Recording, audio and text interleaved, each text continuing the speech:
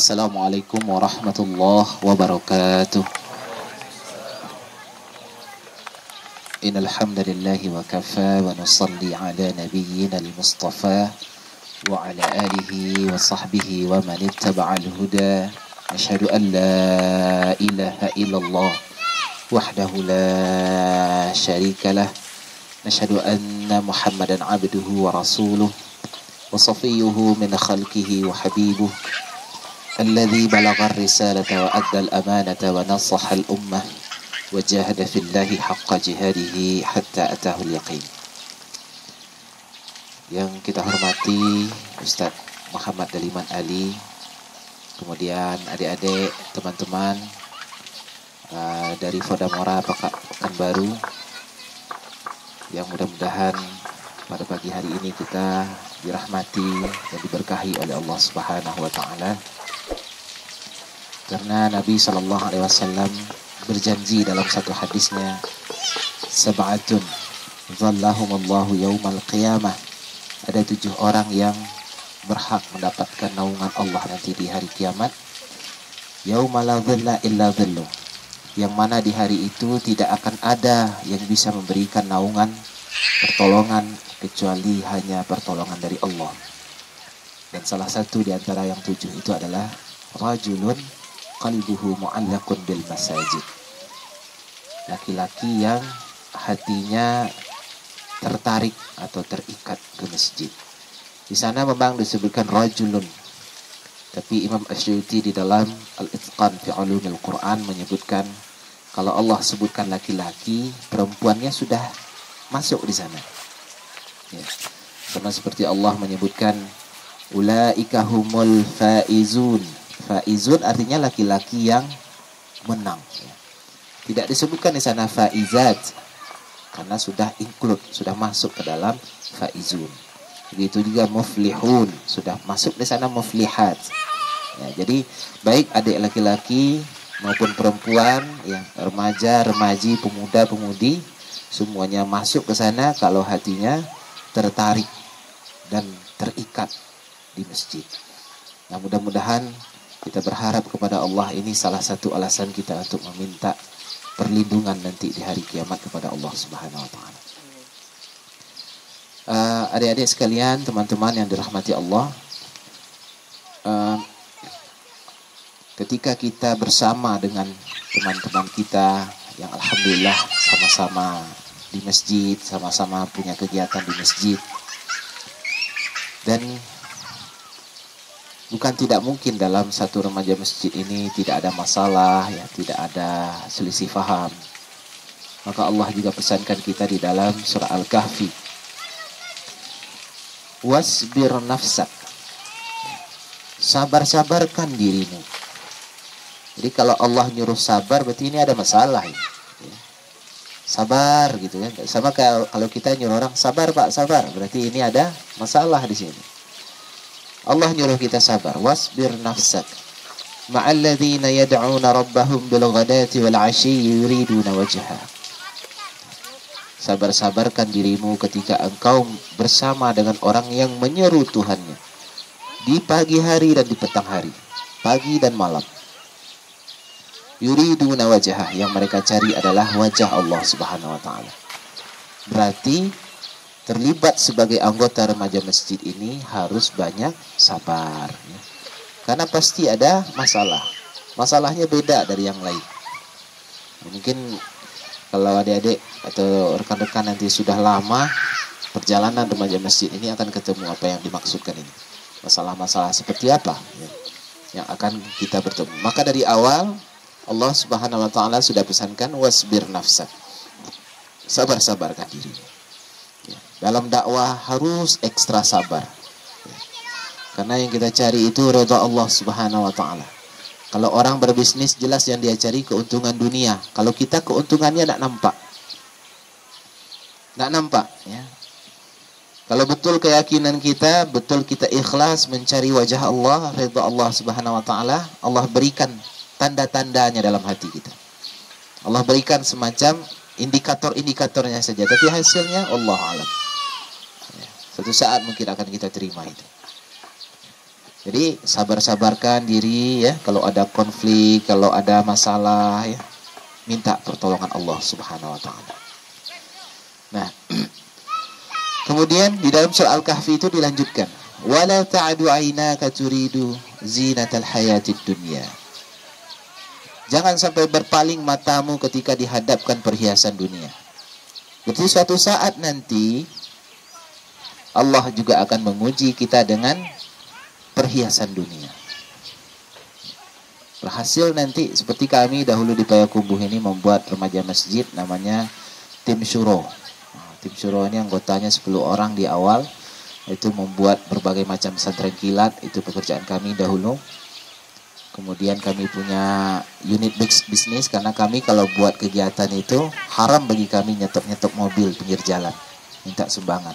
Jadi kami punya unit usaha, punya parak atau ladang, punya kolam ikan dan lain sebagainya. Ketika panen, Allah perlihatkan perhiasan dunia itu. Allah sudah pesankan dari awal, wala ta'du 'ainaka.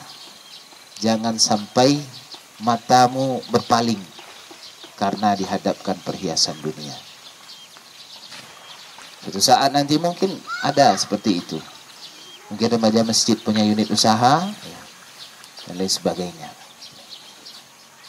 Ketika Nabi SAW sholat subuh, itu salah seorang sahabat dari Bahrain, namanya Abu Ubaidah bin Jarrah, pulang ke Masjid Nabawi. Dia bawalah jizyah, semacam upeti. Itu berpeti-peti isinya emas semua. Itu ditumpuk di belakang Masjid Nabawi itu. Itu sahabat pergi sholat subuh, celingak-celingak ke belakang. Masya Allah, itu emas semua. Iya, berpeti-peti itu. Nabi senyum melihat sahabatnya seperti itu ya. Aduh, ini emas sebanyak ini ya.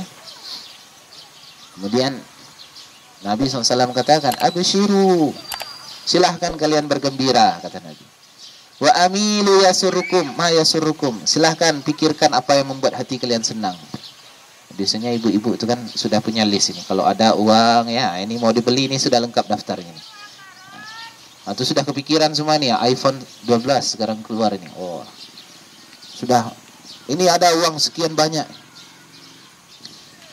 Dan itu nanti mau dibagi sama Nabi. Dan setelah itu Nabi akan menyaksikan sahabatnya kaya raya semua. Dibagi semua sama Nabi. Itu tinggal para sahabat saja yang memutuskan mau jadi orang kaya atau mau jadi orang miskin. Silakan, itu hanya pilihan hidup saja. Tapi sebelum dibagi sama Nabi, apa kata Nabi? Fa wallahi, demi Allah. Dalam riwayat lain, walladzi nafsi biyadi, demi jiwa Muhammad yang ada dalam genggaman Allah. Itu sumpah, tidak main-main itu. Apa kata Nabi? Mal faqru akhsha alaikum, bukanlah kemiskinan yang aku khawatirkan menimpa kalian. Jadi Nabi tak takut umatnya jadi miskin. Antum jadi remaja masjid tak perlu takut miskin, tak perlu takut dengan ekonomi apa segala macam. Tak, Allah yang akan jamin itu. Antum salat subuh saja di masjid, kita jemput janji Allah Subhanahu wa taala, man salata subhi jama'atan fa innahu ala dhimmatillah. Siapa yang salat subuhnya berjamaah di masjid, sehari itu dia berada dalam tanggungan Allah. Untuk tidak kerja, tidak apapun, melakukan kehidupan ini untuk cari makan, cari rezeki ya, tidak melakukan apapun, diam saja di masjid, Allah antarkan rezeki ke masjid. Karena itu jaminan Allah ya. Siapa yang salat subuhnya berjamaah di masjid, sehari itu Allah yang tanggung. Allah janji, dia mulai kehidupannya, belum lagi dia memikirkan dunia, dia sudah salat subuh di masjid. Insya Allah, sehari itu dia ditanggung sama Allah. Jadi tidak perlu takut dengan miskin. Nah, itu kata Nabi SAW, mal fakru akhsha alaikum, bukanlah kemiskinan yang aku khawatirkan menimpa kalian, lakinna akhsha, yang aku khawatirkan itu adalah antubsata dunya alaikum, justru ketika dibukakan dunia ini selebar-lebarnya kepada kalian. Fatamiluha kama tamiluha, kemudian kalian akan berlomba-lomba mengejar dunia itu sebagaimana orang-orang dahulu berlomba-lomba mengejar dunia. Sibuk dengan urusan dunia ini, tidak ingat lagi ke masjid. Fa ahlakakum kama ahlakathum, saya khawatir ketika itu kalian dimusnahkan Allah, dimatikan Allah sebagaimana orang-orang terdahulu dimatikan Allah. Itu yang Nabi cemas sama kita. Kalau miskin, Nabi tak cemas umatnya jadi miskin. Biasa seperti itu bagi Nabi Shallallahu Alaihi Wasallam. Antum ingat asyarah mubashirina fil jannah, 10 orang yang dijamin masuk surga. Ada yang hafal? 10 orang yang dijamin masuk surga. Bantu 4 ini. Abu Bakar, Umar, Utsman, Ali. Tinggal 6. Ada yang tahu? Coba jawab sama-sama. Abdurrahman bin Auf. Saya bantu je biar cepat. Abu Ubaidah bin Jarrah. Utsman udah tadi. Zubair bin Awam, Abu Ubaidah bin Jarrah, Zaid bin Zaid, Said bin Zaid, kemudian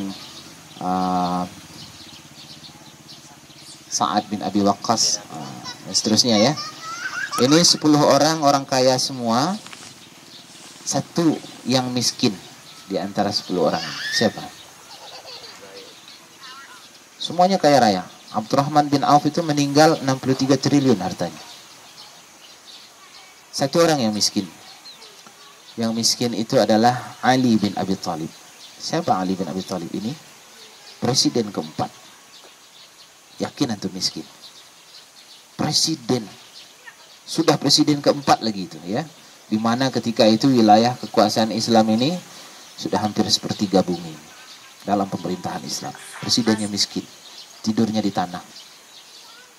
Menikah dengan satu-satunya putri Nabi yang masih hidup, Fatimah. Anak Nabi itu berapa orang semua? 7. Ya.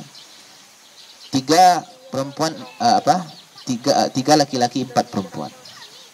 Semuanya meninggal kecuali 1 yang hidup. 3 laki-laki meninggal di usia masih balita. Qasim, Abdullah, Ibrahim. Kemudian 4 yang perempuan. Ruqayyah Ummu Kulsum meninggal ketika nikah sama Utsman. Zainab menikah ketika hijrah ke Madinah. Tinggal 1 yang hidup, Fatimah. Satu-satunya anak Nabi ini. Ya. Masa miskin? Kerjanya setiap pagi numbuk gandum. Tangannya habis. Ya. Ini adik-adik remaja putri ada enggak yang masih numbuk beras di rumah? Tidak ada lagi ya. Fatimah numbuk gandum. Habis tangannya. Minta pembantu sama Nabi ya. Nabi SAW pulang dari satu perang, banyak bawa budak. Fatimah minta, ya Rasulullah kasih saya 2 pembantu. Wajar nak? Wajar. Apa kata Nabi SAW? Mau enggak ayah tunjukkan yang lebih hebat dari pembantu yang 2 orang itu? Mau. Apa itu ya Rasulullah? Apa? Baca subhanallah, alhamdulillah, Allahu Akbar, la ilaha illallah. Coba adik-adik remaja putri minta sama orang tua, minta uang. Mau enggak ditunjukkan dengan yang lebih baik dari itu? Apa? Baca subhanallah. Bisa enggak? Bagaimana jawabannya? Fatimah terima yang begitu. Kehidupannya biasa saja. Nikah sama Ali bin Abi Thalib juga begitu. Hidupannya biasa. Rumahnya lantainya tanah, bahkan tidur di tanah. Nabi begitu datang masuk rumahnya, Ali bin Abi Thalib ini bangun, itu masih berpasir sebelah badannya ini. Apa kata Nabi? Kum ya Abu Turab, ya Abu Turab. Bangunlah wahai bapak yang masih bertanah. Masih bertanah. Tidur di tanah. Yang kita coba nanti tidur di sini ya. Bisa. Itu Ali bin Abi Thalib. Jadi kaya miskin itu urusan biasa bagi mereka. Bagaimana Abu Hurairah pernah pingsan di samping mimbar Nabi Sallallahu Alaihi Wasallam. Apa katanya? Orang menganggap saya itu pingsan karena saya sakit. Sebenarnya enggak. Saya sudah 3 hari enggak makan. Bukannya pingsan. Ada sini adik-adik yang sudah makan, enggak makan 3 hari sampai pingsan? Enggak ada. Jadi hal yang biasa seperti ini. Justru yang akan memalingkan kita adalah ketika dihadapkan dunia, dibukakan dunia, sibuk ngurus dunia, maka ketika itulah kita bisa berpaling. Maka Allah ingatkan dalam surah Al-Kahfi, jangan sampai berpaling matamu. Nanti kalau diuji dengan dunia, tolong jangan sampai tinggalkan masjid. Bagaimanapun kesibukanmu di luar, masjid adalah tempat sebaik-baik tempat di muka bumi. Ada hadis juga mengatakan, sebaik-baik tempat di muka bumi ini adalah masjid, dalam Sahih Bukhari. Dan seburuk-buruk tempat adalah pasar. Karena sering didebat oleh pakar ekonomi bilang itu, Ustaz, ya. Nah, ini penyebabnya orang Islam ini mundur ini. Karena hadis ini nih. Padahal hadis ini sahih ini. Hadis ini sahih. Sebaik-baik tempat adalah masjid, seburuk-buruk tempat adalah pasar. Apa kata orang ekonom ini? Ini gara-gara ini nih. Islam memusuhi pasar ini. Kerjanya ke masjid, ke masjid, ke masjid aja. Masya Allah, hadis Nabi begitu kan, Ustaz, ya? Bagaimana nanti kita menghadap Nabi? Kita pandai membantah hadis Nabi SAW. Orang yang mengatakan ini, dan mereka ketika itu adalah orang-orang yang menguasai pasar. Nabi sendiri adalah kepala pasar. Wa yamshuna fil aswaq. Nabi itu adalah orang yang mengontrol pasar. Abdurrahman bin Auf adalah orang yang paling saudagar paling kaya di pasar itu. Orang kalau mau beli apapun, pertama yang mereka dengar itu adalah Abdurrahman bin Auf. Orang-orang ini adalah penguasa pasar. Dan mereka bilang, kami tidak tertarik lagi sama pasar ini. Kami tidak ingin jadi orang yang pertama kali masuk pasar. Dan orang yang terakhir meninggalkan pasar. Kami pasar ini udahlah, ya. Kami ke masjid lagi.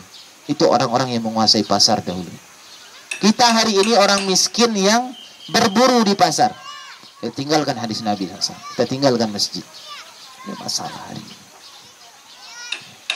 Jadi dunia itu baru dia akan datang mengejar kita ketika kita tinggalkan dunia, kita pergi ke masjid.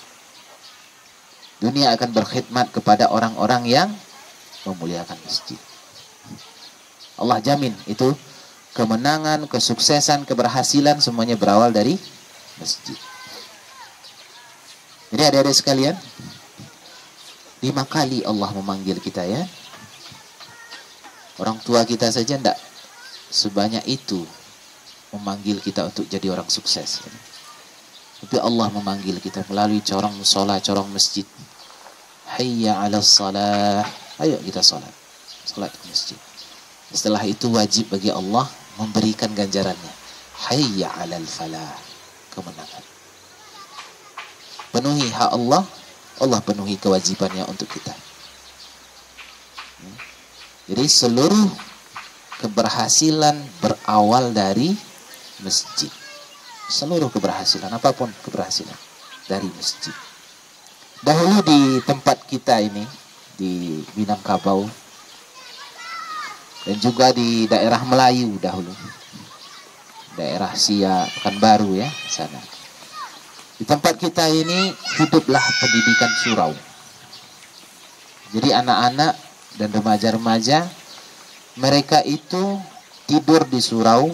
Kalau dahulu namanya surau, ya. Surau, tidur di surau, makan di surau, belajar di surau, mengaji di surau, dan diajarkan silat di halaman surau. Nah, itu kegiatan anak-anak dahulu. Mungkin zaman datuk kita dahulu. Jadi kalau ada anak laki-laki yang tidur di rumah, maka akan disorakkan sama teman-temannya banci. Karena hanya perempuan yang tidur di rumah, laki-laki di surau. Nah, kita semua ini kalau hidup beberapa puluh tahun yang lalu, kita banci semuanya. Karena semua anak laki-laki itu tinggal di surau. Pulang ke rumah, makan nasi dingin, baru berangkat sekolah. Tidurnya di surau. Dan lihat kualitas orang zaman dahulu. Ini kata pengamat, ya. Tokoh bangsa ini, Indonesia ini, kalau zaman dahulu itu dari 10 tokoh bangsa, itu 8 diantaranya adalah orang Minang, orang Melayu. Orang-orang kita. Presiden, oke. Pak Insinyur Soekarno, ya. Wakil Presiden Muhammad Hatta, orang Sumatera, ya kan? Soekarno Muhammad Hatta ditangkap, diasingkan. Kemudian ditunjuklah seorang presiden darurat. Kalau tidak ada presiden ketika itu, bubar negara. Masa ada negara yang tidak ada kepala negaranya? Maka terpaksa ditunjuk presiden darurat Republik Indonesia. Siapa?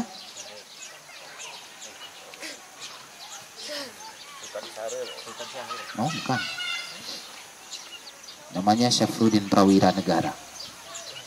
Nggak tahu, itu presiden kedua loh. Ya. Siapa itu? Orang Sumatera juga. Dan di tempat kita ini pernah dijadikan sebagai ibu kota darurat Republik Indonesia. Orang lebih percaya kepada orang Sumatera hasil pendidikan surau.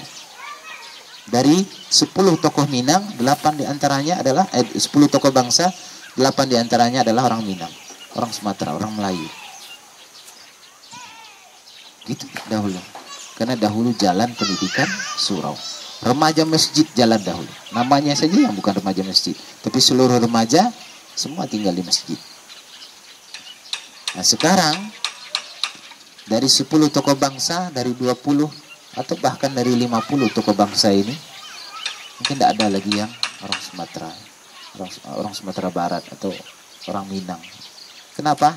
Di Minang sendiri jauh remaja-remajanya dari surau, dari masjid. Maka harusnya orang-orang di Pekanbaru berhutang kepada adik-adik ini, kepada rekan-rekan ini. Berhutang, karena masih ada remaja yang ingin memakmurkan masjid. Dan Allah sayang kepada pemuda seperti ini. Allah pandang dengan pandangan rahmat. Maka Allah ingin berikan keutamaan, Allah berikan rahmat, Allah berikan curahkan berkahnya. Maka suatu saat nanti biasanya kehidupannya akan membaik. Tapi jangan ingat, ini adalah ujian dari Allah Subhanahu wa taala. Nah, rekan-rekan, adik-adik sekalian yang dirahmati Allah Subhanahu wa taala. Kemudian dalam wadah remaja masjid ini, kita itu biasa diajarkan doa di dalam Al-Quran, dalam surah Al-Furqan ayat 74 tadi. Doa yang biasa kita panjatkan kepada Allah Subhanahu wa taala. Wa minhum may yaqul rabbana hab lana min azwajina wa dhurriyyatina qurrata a'yun waj'alna lil muttaqina imama. Ini sering dibaca doa ini ya. Anak-anak muda sering baca ini ya. Rabbana hab lana min azwajina, karuniakanlah kepada kami istri. Ada baca doa ini? Ada.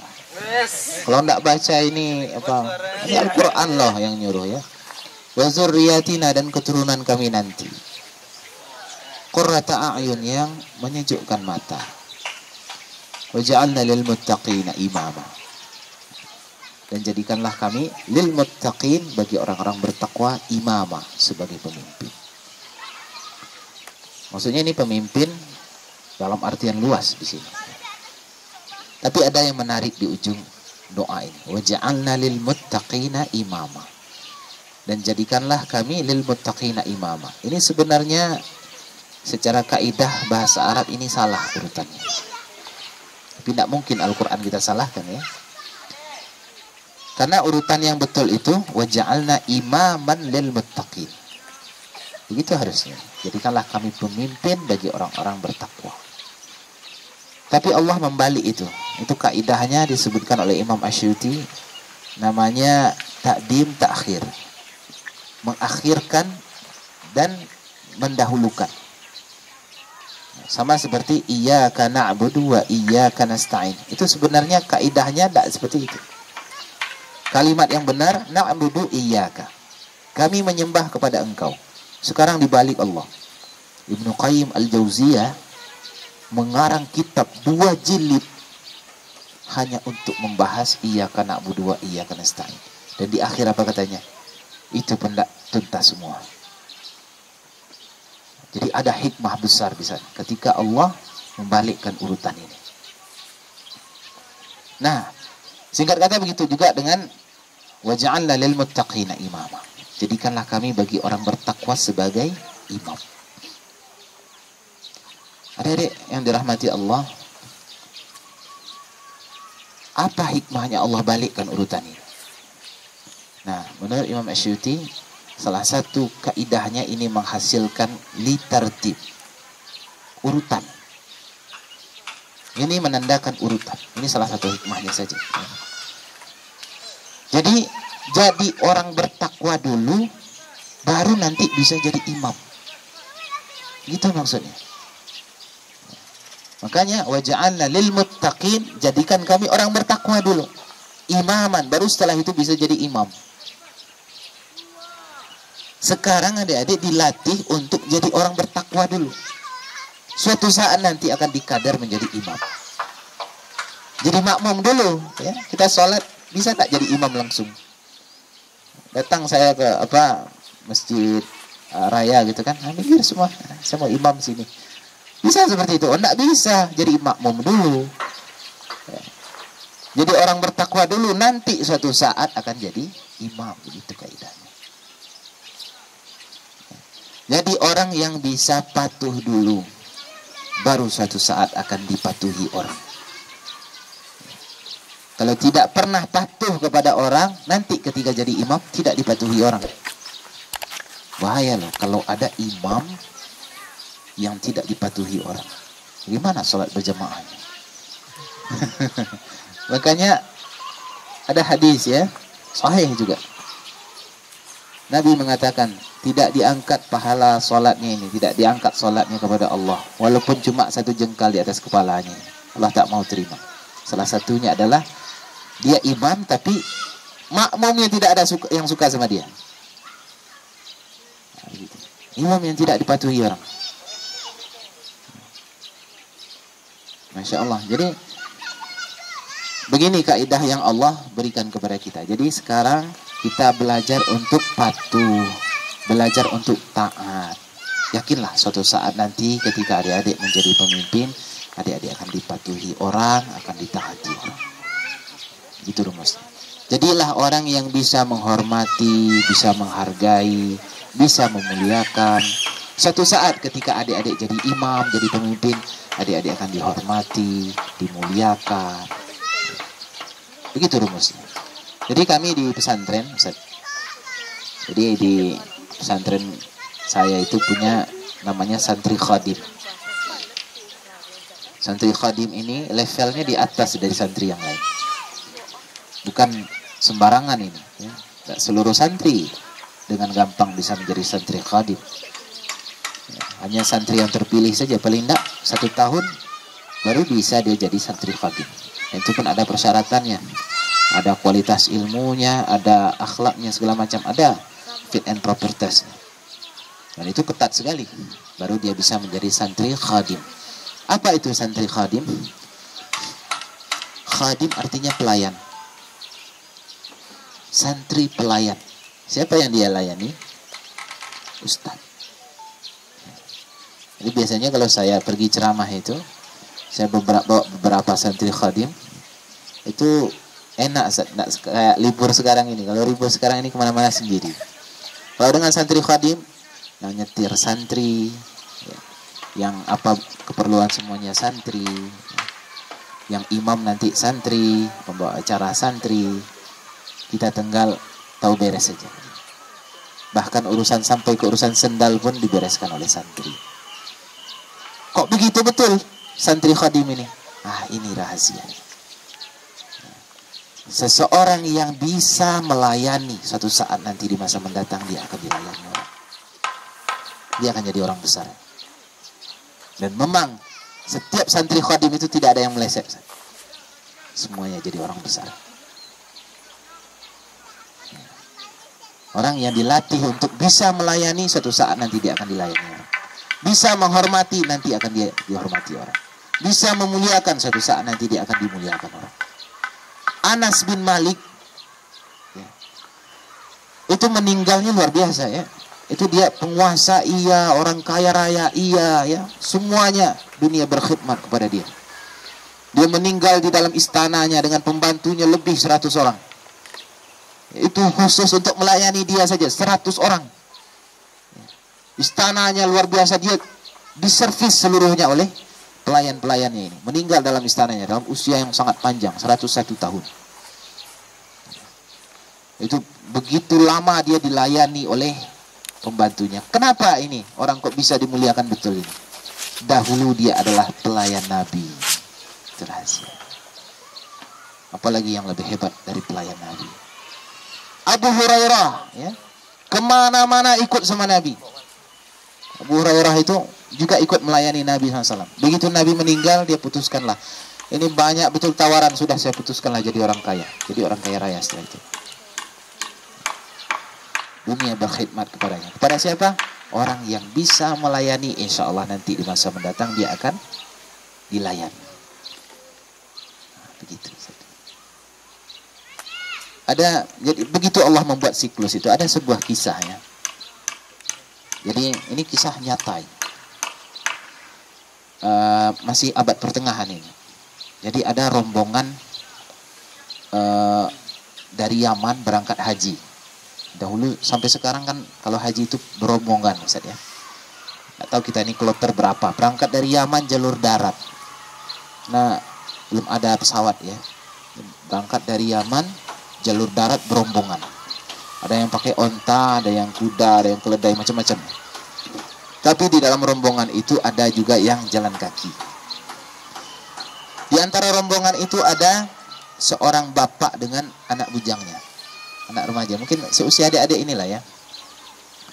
Jadi dia bersama bapaknya yang sudah tua. Ya. Satu tempat rombongan itu berhenti. Ini bukan tempat berhenti sebenarnya, tempat berhenti sementara saja nih. Di satu lembah ya. Berhenti sebentar, apa kata bapaknya ini? Nak, bapak mau buang air sebentar. Oh ya pak, diantarkan. Ini bukan ada WC segala macam ya. Ini di gurun ini ya, di lembah. Kemudian namanya orang tua itu kan lama ya pak ya ke WC itu. Ini anak sudah gelisah, rombongan sudah siap-siap berangkat. Dipanggil bapaknya, Pak, itu bapak udah selesai atau belum? Ya, namanya orang tua ya. Rombongan sudah siap-siap berangkat. Anak ini tambah gelisah. Akhirnya temui bapaknya udah selesai. Udah bapak selesai. Begini pak, ini rombongan sudah berangkat, kita sudah tinggal. Bapak naik ke punggung saya gendong. Karena kalau kita ketinggalan rombongan kan bahaya ya. Biar saya kejar pak. Akhirnya bapaknya naik ke punggung anaknya digendong. Anaknya ini setengah lari ngejar. Di tengah jalan, sudah pernah dengar cerita ini? Belum ya? Di tengah jalan, bapaknya ini nangis. Sampai basah baju anaknya ini. Lihat sama anaknya, oh basah. Lihat bapaknya nangis. Bapak nangis? Iya, bapak nangis. Aduh pak, jangan nangis pula. Ya, biasalah. Namanya anak menggendong orang tua itu biasa pak. Saya juga kuat ya. Bapak jangan terharu kayak gitu pula ya. Kalau bapak nangis, saya bawa nangis ini. Apa kata bapaknya? Kamu jangan kepedean kamu. Saya bukan nangis gara-gara kamu. Gitu. Oh enggak ya pak ya? Oh enggak, saya bukan nangis gara-gara kamu. Terus kenapa bapak nangis? Nah, apa kata bapaknya? Saya ingat persis di tempat ini dahulu saya menggendong bapak saya di sini. Fakamata dinutudan. Bagaimana kita perlakukan orang dahulu, begitulah nanti kita akan diperlakukan orang. Maka Nabi SAW berpesan kepada anak muda, wahai kalian anak muda, hormati orang tua. Suatu saat nanti ketika kalian sudah tua, kalian juga akan dihormati oleh pemuda seketika itu. Jadi anak-anak remaja masjid ini apa ciri khasnya? Hormat kepada jamaah yang tua. Jadi ada jamaah kita yang tua ini, Pak, pegang tangannya, ya, antarkan dia ke saf yang sholat. Nah, gitu. Menjadi khadim, menjadi pelayan bagi yang tua. Pak, haus pak, ya, ini ambil minum. Ya, gitu. Top kalau seperti itu. Nah, jemaah-jemaah ibu-ibu misalkan, yang adik-adik remaja putri ini, siap-siap bantu. Apa keperluannya? Ibu butuh mukena, ambilkan mukena. Pelayan di masjid. Saya dulu pernah di Jakarta, dibawa oleh Ustadz Yusuf Mansur. Ketika ada wisuda akbar ketika itu, datang seorang imam besar dari Arab Saudi. Namanya Syekh Sa'ad Al-Ghamidi. Ada yang tahu ya? Imam besar di Masjid Nabawi. Jadi kami menginap di Ketika itu di Four Seasons Hotel. Ya, mohon maaf ini kalau sebut merek ya. Jadi rencananya mau sholat maghrib di Istiqlal. Tapi karena sore itu menjelang maghrib macet luar biasa itu. Maka diperkirakan tidak sampai sholat maghrib di Istiqlal. Maka khawatir panitia memutuskan untuk sholat di hotel saja.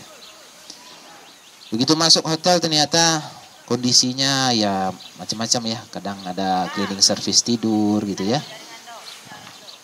Kondisinya agak ini. Bayangkan Syekh Sa'ad Al-Ghamidi, imam besar. Kami lihat itu, dia langsung ambil sajadah, dia yang bentangkan sajadah. Dia ambil tangkai sapu, dia nyapu-nyapu. Masya Allah ya. Sampai panitia itu tidak enak Ustaz. Bilang sama panitia, Ustaz, bilang sama Syekh itu, masa beliau yang nyapu, beliau tamu negara itu. Dia saya minta izin, sama itu ya Syekh, saya minta izin, boleh saya pegang tangkai sapunya? Apa kata Syekh? Oh tidak bisa. Ini saya sudah cuk dulu ini katanya. Saya sudah hajas dulu ini. Ya. Kalau kamu mau beres-beres cari yang lain, ini saya sudah ini. Sudah dapat saya duluan ini, masa saya kasih sama kamu. Dia yang bersihkan. Dia punya minyak wangi, dia yang semprotkan ke sajadah. Kenapa? Karena pelayan di rumah Allah adalah sebaik-baik pekerjaan. Terserah pekerjaan kita di luar apa. Sebagai presiden kah apakah.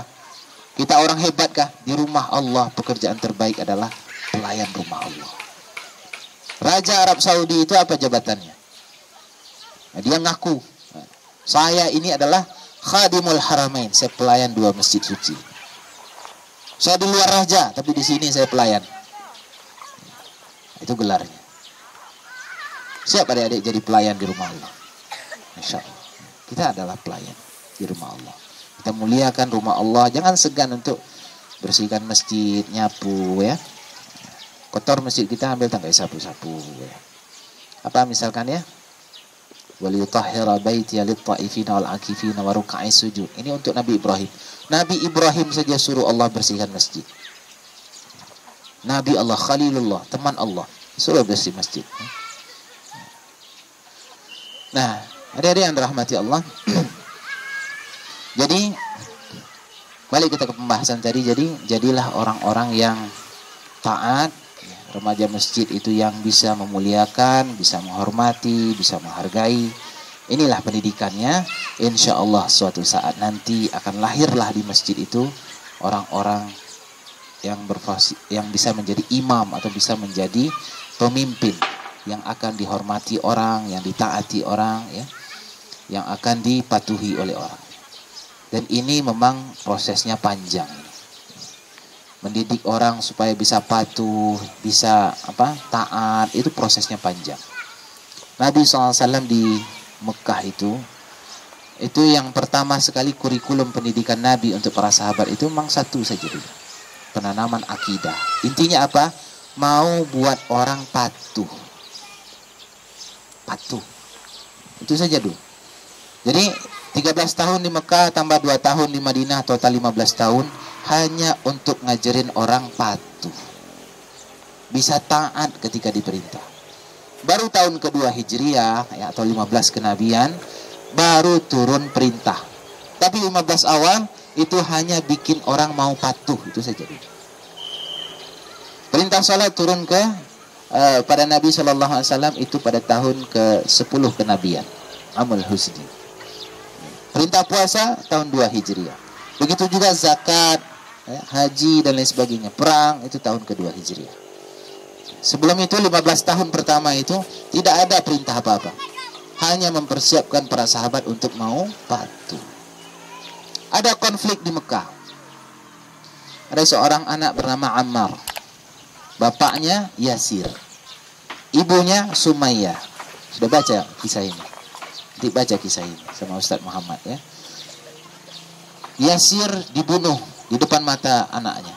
Sumayyah ibunya disiksa dan dibunuh, meninggal di tempat di mata anaknya. Ammar ini pasti tidak tahan. Bapak ibunya dibunuh di depan mata kepala dia ya. Kemudian dia mengadu kepada Nabi SAW. Ya Rasulullah, bapak saya, ibu saya sudah meninggal. Apa jawaban Nabi? Isbir ya Ammar, maq'adukum jannah. Wahai Ammar, sabar, bapak ibumu insya Allah sudah di sorga. Tak ada disuruh oleh Nabi melawan. Sabar. Ini diajarkan. Kalau diperintah mau patuh enggak ini? Nah, beda kalau sampai di Madinah. Di Madinah itu ada namanya Pasar Bani Qainuqa. Kalau misalkan ini adik-adik kalau umroh ya atau haji, misalkan ini Masjid Nabawi, ke sana kiblat ya. Masjid Nabawi berarti sebelah sini. Pasar Bani Qainuqa, dekat Sakifah Bani Sa'idah. Itu sampai sekarang masih dipertahankan sebagai pasar itu. Jadi ada seorang muslimah belanja ke sana. Jadi dia duduk, jilbabnya belakang itu diikat ke kursi. Jadi begitu muslimah ini berdiri, singkap jilbabnya. Diketawakan oleh orang pasar itu. Kebetulan isinya orang Yahudi sana. Kemudian ada seorang pemuda, tidak terima dia saudarinya diperlakukan begitu. Langsung ditinjunya orang ini. Berkelahilah di pasar itu, gaduh segala macam. Sampai kepada Nabi SAW. Apa kata Nabi? Hari ini juga bersihkan Madinah ini dari orang Yahudi. Get out semua orang Yahudi. Bersih. Sampai hari ini tidak ada satu pun Yahudi di Madinah. Kenapa seperti itu? Karena belajar taatnya sudah selesai. Cuma 15 tahun. Kalau di Madinah, tidak ada cerita seperti itu lagi. Sudah selesai para sahabat. Kalau di Mekah, oh enggak ada perang, suruh sabar, suruh taat ya. Belajar taat dulu, baru nanti akan dipersiapkan sebagai pejuang. Ketika sampai di Madinah, mereka sudah jadi pejuang. Begitu Nabi Sallallahu Alaihi Wasallam. 15 tahun. Maka kata Syekh Munir Ghadban, 15 tahun ini adalah masa untuk penanaman akidah, masa untuk taat. Ya. Kalau ada anak usia 15 tahun tidak selesai pelajaran akidahnya, tidak taat, untuk pertama kali dia akan melawan sama orang tuanya. 15 tahun. Usia berapa ya? SMP. Tamat SMP ya? Tamat SMP. Nah, anak tamat SMP jika tidak benar dididik, 15 tahun adalah dia pertama sekali akan melawan kepada orang tuanya. Tidak taat. Tapi kalau benar, insya Allah dia taat. Adik-adik kalau masih SD ya bisa. Suruh nanti taat ya. Siapa katanya? Disuruh nyebur ke kolam. Ayo kamu nyebur kolam. Nyebur dia. Taat ya. Coba. Nyebur dia. Tapi kalau sudah 15 tahun, belum tentu.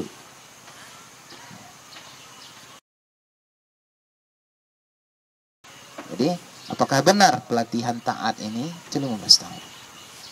Jadi ada di sini banyak yang sudah lebih dari 15 tahun tentu saja ya. Ini pertanyaan, apakah kita taat enggak dengan perintah? Gitu ya. Nah, jadi itu pelajaran kita dalam berorganisasi, dalam berkumpul-kumpul ya, dalam satu forum remaja masjid ya. Kita diajarkan untuk taat. Taat kepada pemimpin kita, taat kepada orang tua kita. Mudah-mudahan ini bisa menjadi latihan bagi kita. Kemudian apa lagi nih Ustaz? Sampai jam berapa Ustaz? Pakai tanya jawab atau bagaimana? Oke, kita perdalam dengan tanya jawab saja ya. Karena banyak yang gelisah, ini sudah panas nampaknya ya. Bukan suasananya yang panas, memang terik ya. Oke. Kita perdalam dengan tanya jawab. Kalau ada yang ingin bertanya silahkan. Kalau mungkin ada yang ragu, ingin berdiskusi, wallahu a'lam bishawab. Silakan dari adik-adik yang putra atau adik-adik yang putri.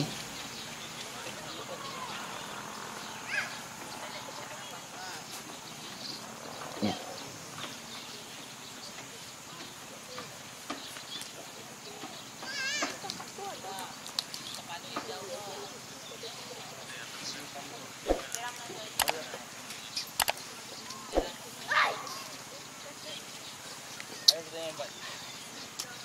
Ya, silakan.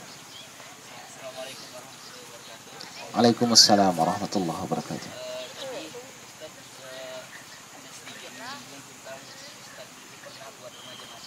Ya, ya.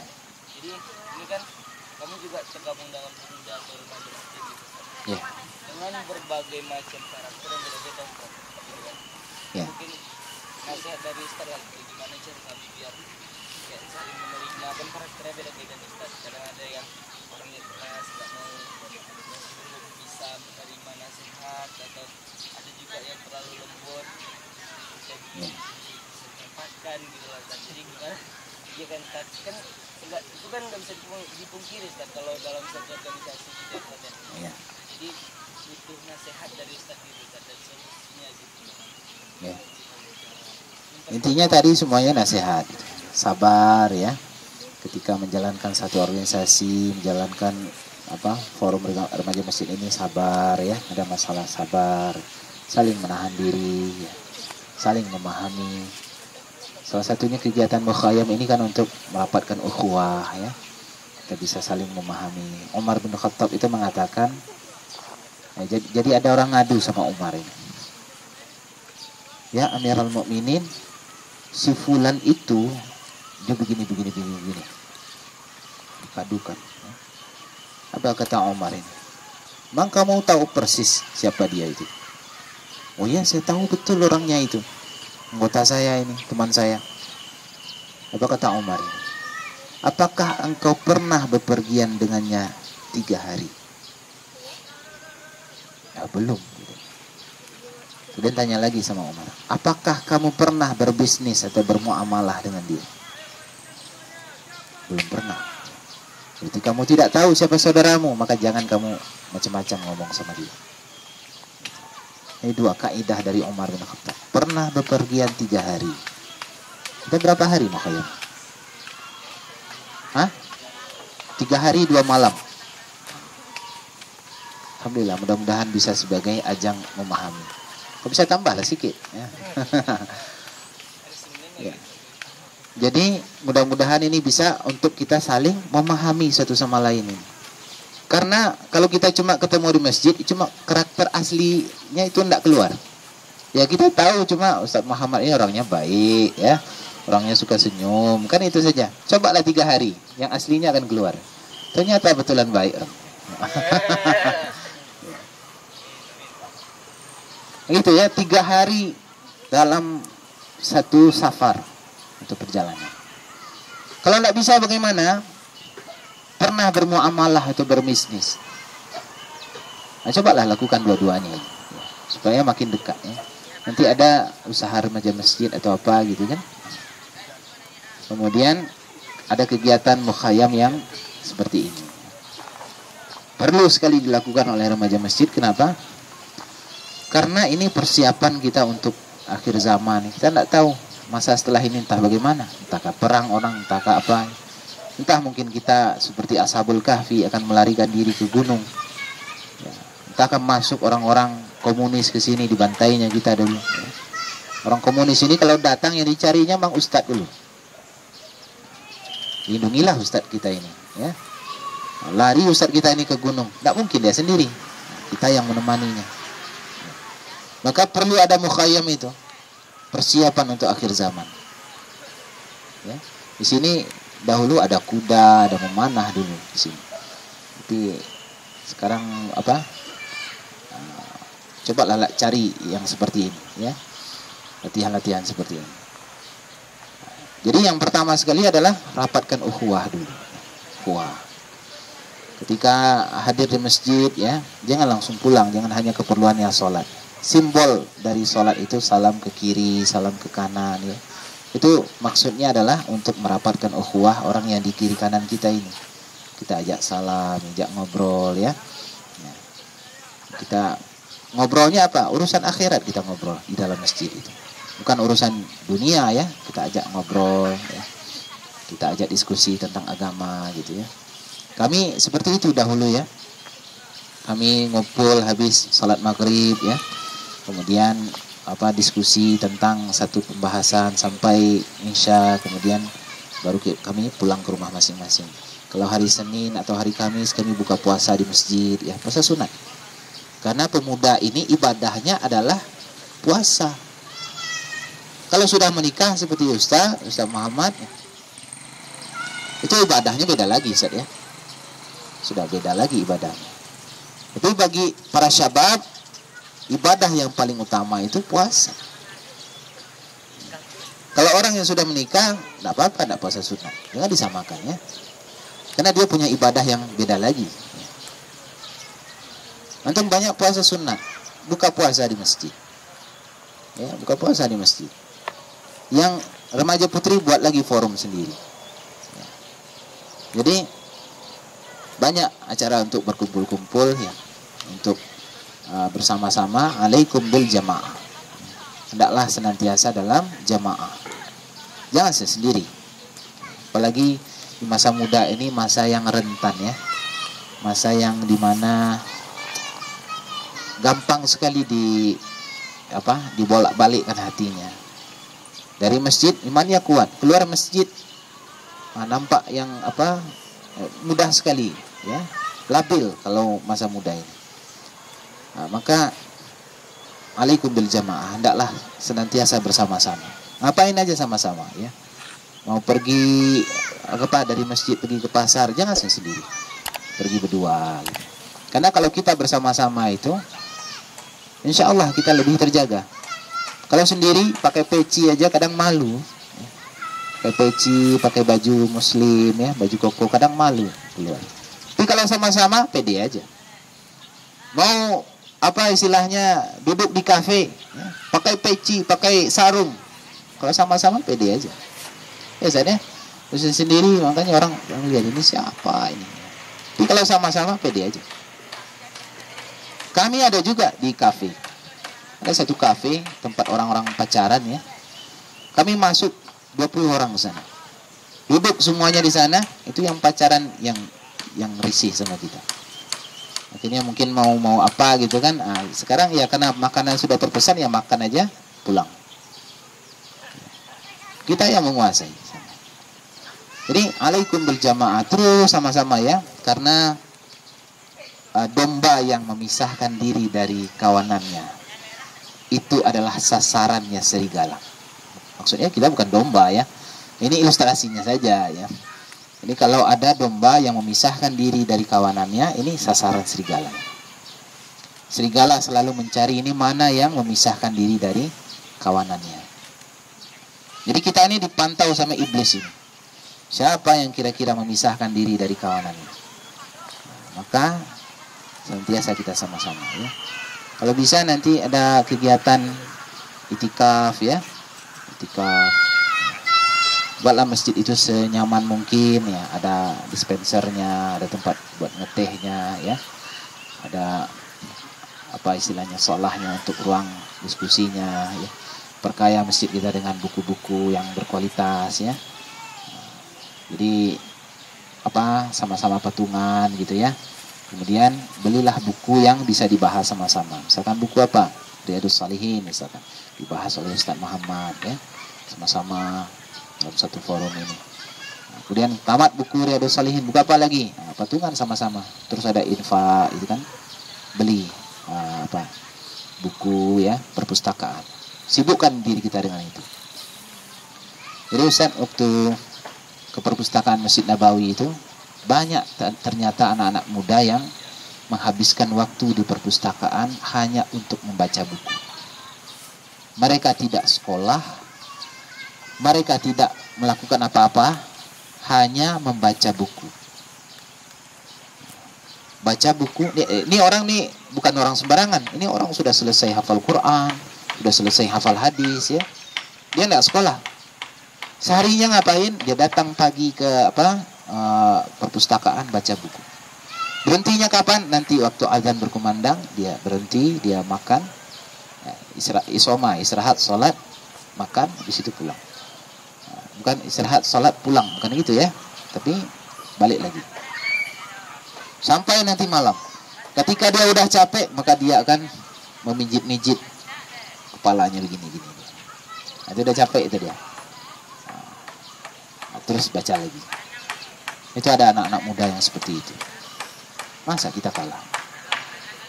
Di usia mudanya sudah mengkhatamkan buku itu beberapa lemari ya. Kami dulu di Mesir, tradisi memang seperti itu.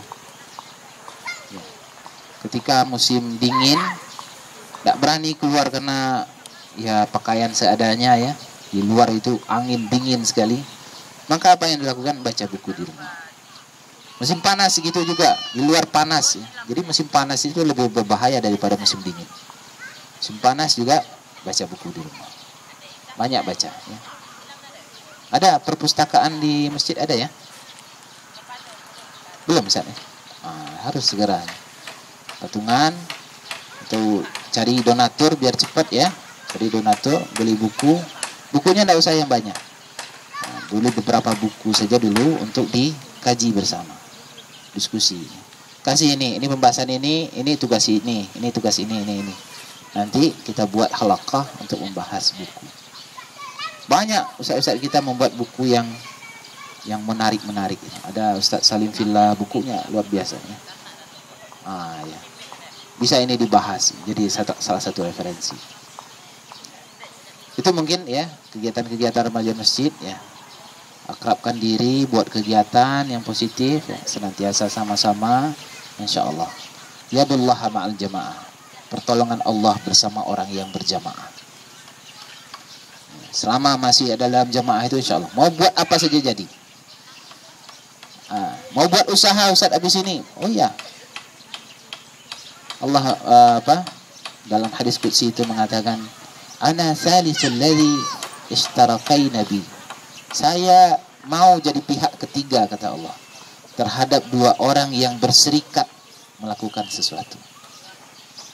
Apalagi kita sama-sama nih, dua orang berserikat yang melakukan satu unit usaha atau apalah, mereka berserikat. Apa kata Allah? Saya ikut jadi pihak yang ketiga kata Allah. Kira-kira kalau Allah ikut bagaimana? Pasti jadi. Apapun yang dilakukan jadi. Selama satu sama lain tidak saling mengkhianati. Kalau ada yang berkhianat, Allah keluar dari situ. Berserikat bersama-sama. Buat apa saja insya Allah jadi. Ya? Allah alam bisa. Ada lagi yang lain yang silakan.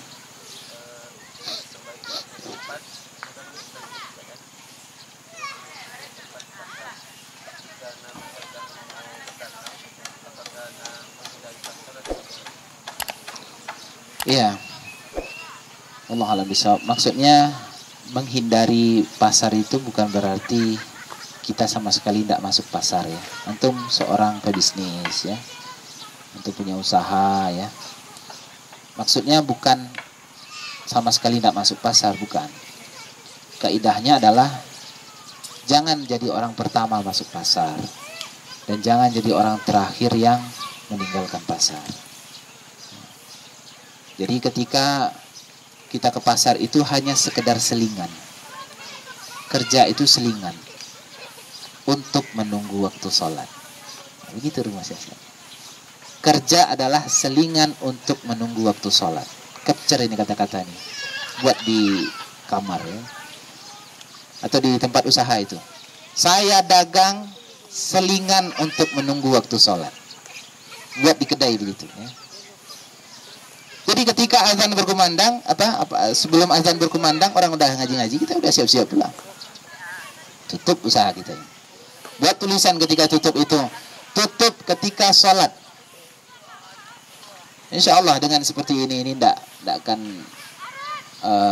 bangkrut usaha.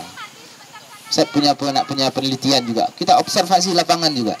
Ini jamaah kalau ke masjid ya usahanya tutup. Kebetulan toko elektronik dia tutup.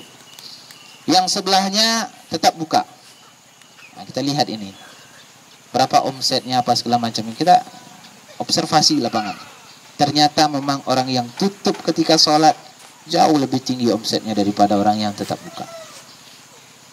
Allah berikan falah, hayya 'alal falah. Ya, Allah berikan kesuksesan. Ya begitu rumusnya.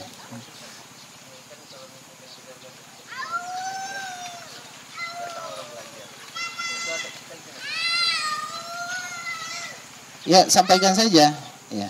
Kalau misalkan azan berkumandang, sudah azan Bu, kita sholat dulu sama-sama. Nanti selesai sholat kita lanjutkan urusan dunia. Kan begitu ya. Oh saya buru-buru. Ya bagaimana Bu? Panggilan Allah lebih besar. Kan Ibu sendiri dengar Allahu Akbar, Allah lebih besar. Ini kita ini semua kecil. Urusan dagang kecil. Oh saya ini 100 juta mau transaksi. Kecil di hadapan Allah, Bu. Allah yang maha besar.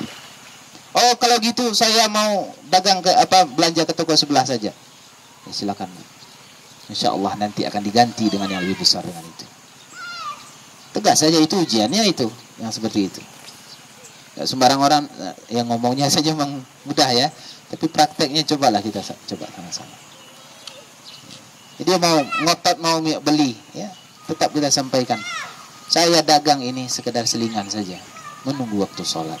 Orang kalau dibegitukan itu, mudah-mudahan Allah berikan hidayah ya, berikan hidayah. Itu dakwah bagi kita. Tanpa kita sadari ya, tanpa kita sadari, kita sholat, kita tutup kedai kita buat di luarnya itu, tutup ketika sholat, itu pun dakwah. Dakwah bilhal ya.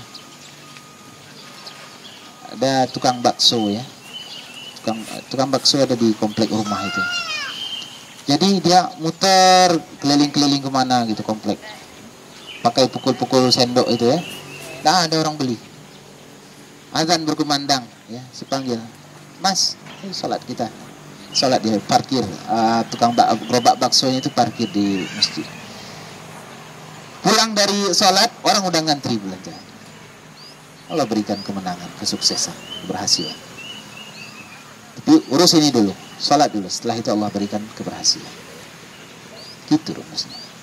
Antum gitu juga, kalau ujian pelajar ya, mau apa istilahnya belajar itu, sholat dulu.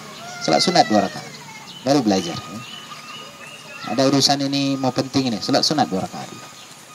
Karena sholat itu adalah kunci keberhasilan. Ya, biasakan ya, silakan.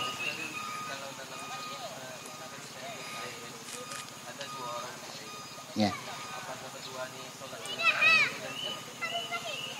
Tutup kedainya, dua-duanya pergi ke masjid. Ya. Tutup. Saya mau rekomendasikan kepada pemerintah ini, kalau bisa ketika azan berkumandang ini tutup sementara kedai semuanya. Mudah-mudahan ini bisa menjadi perda. Jadi kada karyawannya 2 orang, 10 orang semuanya. Kita ini mau sholat ini ya, kita belajar. Ini berkah dari Allah. Kita mau tutup kedai, semua kita ke masjid. Kunci kedainya, tempel di luar, tutup ketika sholat gitu. Wah, itu luar biasa. Nanti lanjutkan lagi, pulang dari masjid, ya sudah kita lanjutkan lagi. Nah, begitu rumusnya. Oke, siap seperti itu. Masya Allah. Ada lagi yang lain? Silakan. Silakan.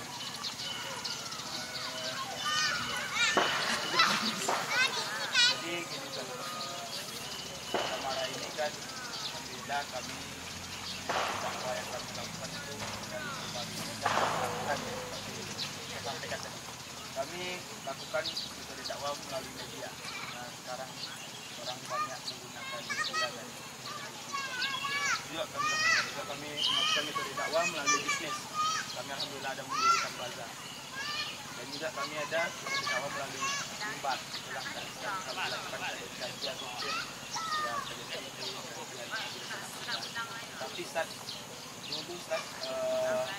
forum kami ini kan dikenal kalau orang luar tahu ini pada marah yang identik dengan ikhwan itu selalu berjubah. Bahkan dulu ikhwan itu kalau umur kan pakai jubah. Tapi semakin hari karena semakin bertambah umur forum kami, roh dakwahnya itu, semangat dakwah itu semakin menurun. Jadi tidak banyak yang kami lakukan kami sudah berdakwah melalui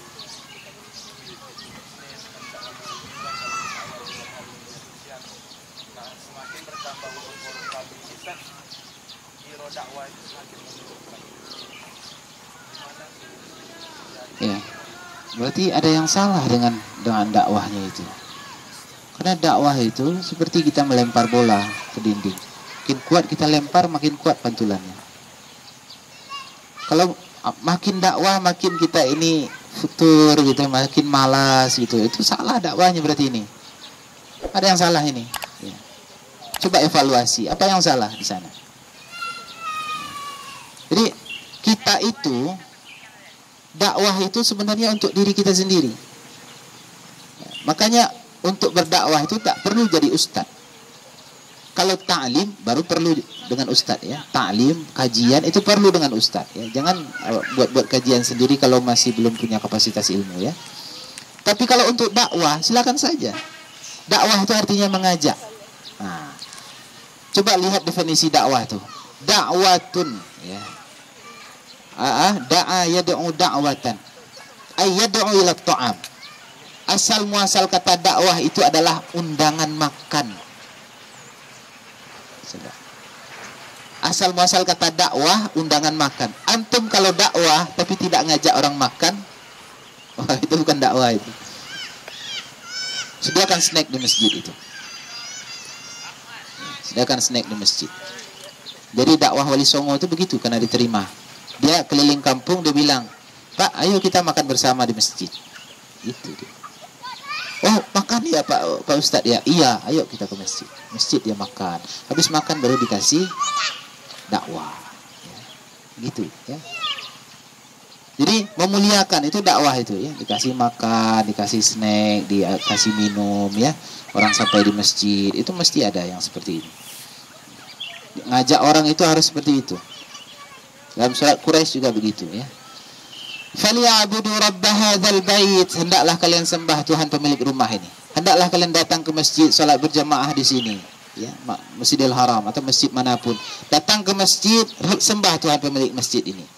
Kenapa? Alladzi at'amahum min ju' wa amanahum min khauf.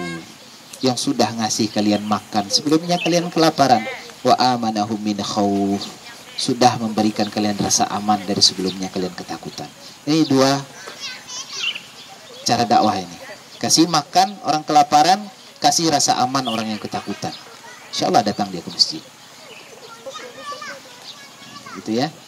Pertama sekali ramaikan masjid dengan anak muda. Bagaimana caranya? Ayo di masjid ada makan. Bisa gitu. Anggarannya gimana Ustaz? Ya, anggaran itu dakwah itu memang dari diri kita. Keluarkan untuk memuliakan orang lain. Itu pertama, ramaikan masjid seperti itu, gitu ya. Kemudian baru kasih yang ringan-ringan saja. Kemudian dakwah itu tidak harus di media sosial apa segala macam ya. Itu mungkin kajian bersifat ilmu ya. Dakwah itu ngajak saja sebelum azan berkumandang. Sebelum azan berkumandang itu bisa kita menjelang ke masjid itu ya. Ada orang yang kita lihat, ayo Pak kita ke masjid sholat, ayo ke masjid sholat. Itu juga dakwah. Antum misalkan dari kedai ya, mau ke masjid, ajak orang kedai sebelah, ayo Pak azan sudah mau berkumandang ini sholat zuhur, ayo kita ke masjid. Oh ya duluan Ustaz. Ya kita duluan. Nabi seperti itu ya. Nabi menjelang ke masjid itu nampak anak muda namanya Khawat ya. Apa kata Nabi? Khawat ayo kita ke masjid. Macam-macam aja alasannya. Apa kata Khawat ini? Ya Rasulullah, saya mencari onta saya yang hilang. Masuk akal enggak? Misalkan kami ngajak antum ngajak teman, ayo kita ke masjid. Enggak, saya lagi nyari onta ini katanya. Itu alasan yang dibuat-buat yang begini nih. Tapi apa kata Nabi? Ya, mudah-mudahanlah segera ketemu ontamu sehingga engkau bisa ke masjid. Nabi tinggalkan, Nabi ke masjid. Nanti zuhur gitu lagi. Wahai Khawat, udah ketemu ontamu? Ayo kita ke masjid kalau sudah ketemu. Oh belum ya Rasulullah? Ayo mudah-mudahan cepat ketemu ya. Masjid. Asar nanti gitu lagi. Maghrib besok begitu lagi. Lusa begitu lagi. Sehingga ini orang yang diajak ini sudah enak gitu ya. Akhirnya ke masjid juga dia. Tapi ditunggukannya orang selesai semuanya baru dia ke masjid. Baru dia sholat. Sholat ya Allah. Itu orang kalau sudah sadar ke masjid gitu ya, walaupun dia sendiri ya, tidak apa, jangan disalah-salahkan orang ya. Nah, pokoknya dia sudah ke masjid, alhamdulillah, apresiasi itu dulu. Maka Nabi duduk di belakang ini, nah, ditunggukannya Khawat itu salat itu. Dia melihat Nabi di sebelah itu dilamakannya salat, lamakannya salat. Apa kata ini? Lamakanlah salat, saya tunggu. Ditunggukan oleh Nabi ya. Selesai juga salatnya. Dia datang kepada Nabi, ya Rasulullah, tidak ada onta yang hilang. Yang ada saya yang pemalas ke masjid. Doakan saya ya Rasulullah. Doakan oleh Nabi. Tidak ada disebut kesalahan. Siapa kita kalau mau menyalah-nyalahkan orang ya? Sudah ajak saja orang ke masjid, dia ibadah, selesai, kita dapat pahala. Kalau salah nanti itu jatah ustadz nanti yang akan ngoreksi, itu bukan kita ya. Ustadz nanti akan memberikan kajian persoalan tata cara sholat, ini sholatnya salah. Nah kita bukan jatah kita, kecuali kita adalah orang alim di situ dan kita punya kapasitas di situ. Silakan. Tapi kalau tidak, jangan ini serahkan kepada ustadz yang soal ini. Nah itu yang dakwah ya, dakwah ngajak ya, syiar ya, syiar gitu. Nah, gitu juga kalau misalkan dahulu ada yang memakai jubah ya, jubah itu bagus ya. Tapi yang lebih bagus lagi adalah akhlak. Akhlak. Dakwah melalui akhlak, dakwah bil hal. Aula min dakwah bil qaul. Dakwah dengan hal, dengan praktek ini. Itu jauh lebih efektif daripada dakwah secara lisan. Dakwah bil hal ini bagaimana? Akhlak kita bagus. Seperti tadi memuliakan orang. Datang orang ke masjid, disapa ya. Dia mau sholat gitu kan. Disapa orang yang datang ke masjid itu. Kita jadi pelayan Allah di masjid. Disapa. Tanya kebutuhannya apa. Ibu mau wudu? Ya, tempat wudu kita di sebelah sana. Bapak mau wudu? Iya, ini tempat wudu kita di sini. Mau saya antarkan? Gitu ya. Jadi pelayan di masjid ya. Bapak sholat mau pakai sarung, seorang ada di sana. Mau saya ambilkan. Sendalnya Pak taruh di sini ya. Oh mau disemirkan langsung. Itu, Insya Allah. Pelayan masjid. Orang masuk Islam itu, orang terkesan dengan Islam itu, orang tak peduli dengan tahajud kita, tilawah kita 1 juz sehari, tak peduli ya. Yang orang lihat adalah akhlak. Akhlak. Itu berbanding lurus dengan ilmu, dengan iman. Makin tinggi ilmu, makin tinggi akhlak. Makin tinggi iman, makin mulia akhlak. Ya, itu harus difahami oleh adik-adik sekalian. Para sahabat adalah orang-orang yang luar biasa akhlaknya. Memuliakan guru, memuliakan orang tua, memuliakan orang soleh. Gitu. Itu intinya. Itu mudah-mudahan ini menjadi ciri khas ini ya, ciri khas. Biasa senyum ya, latihan dulu senyum ya. Senyum gerak. Nah, senyumnya bagaimana ya? Coba senyum di cermin itu. Jangan berat sebelah senyumnya. Di sini 2 cm, di sini 1 cm ya. Takut orang lihatnya ya. Jadi biasa senyum itu simetris. Coba latihan. Senyum ibadah kan? Masa untuk ibadah tidak latihan dulu? Ibadah, senyum juga ibadah. Jadi datang orang ke masjid kita, ibadah, senyum ya. Nah itu yang dakwah itu. Insya Allah kalau ini dilakukan mudah-mudahan ini menjadi syiar. Jadi tidak mesti harus bisnis, bazar ya. Bazar gimana kita dakwah? Bu, beli buku saya. Berapa? 50.000. Aduh. Jadi kalau dikasih buku itu baru syiar. Tapi kalau bukunya beli, ya nilai dakwahnya kecil ya. Silakan mau bazar, mau apa silakan. Alhamdulillah ya, buku-buku Islam kita sediakan. Alhamdulillah. Nanti minta juga mungkin nanti sama Ustaz Muhammad kita ada beberapa buku-buku kecil di sini. Mudah-mudahan nanti bisa diapakan. Gratis bagikan. Bagikan gratis buku-buku. Ya. Atau buletin ya. Buletin buatlah satu lembar kertas itu HVS ya. Lipat 2 ya kan, 8 halaman gratis bagikan. Syiar ya. Jaga keikhlasan ini semuanya untuk Allah. Baik itu adik-adik, ada lagi yang lain yang mau didiskusikan, yang mau ditanyakan, silakan. Cukup Ustaz ya. Makin panas Ustaz ya. Makin panas. Ya. Tak sepanas api neraka. Ya, mudah-mudahan bermanfaat adik-adik sekalian.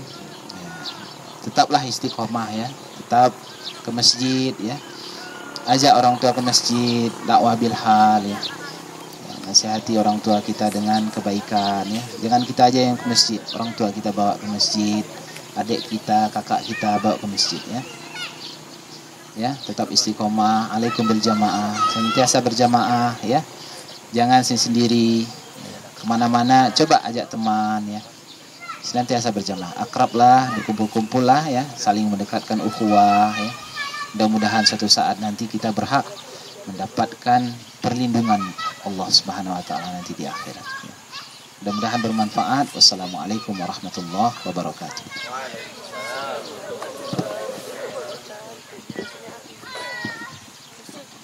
Alhamdulillah, terima kasih kita ucapkan kepada Ustaz Hanan yang telah menyampaikan tausiah. Semoga meningkatkan keimanan dan ketakwaan kita kepada Allah Subhanahu wa taala. Baik, berakhirlah acara utama kita pada hari ini. Saya sebagai MC mohon maaf jika ada salah dalam penyampaian. Akhirul kalam. Assalamualaikum warahmatullahi wabarakatuh.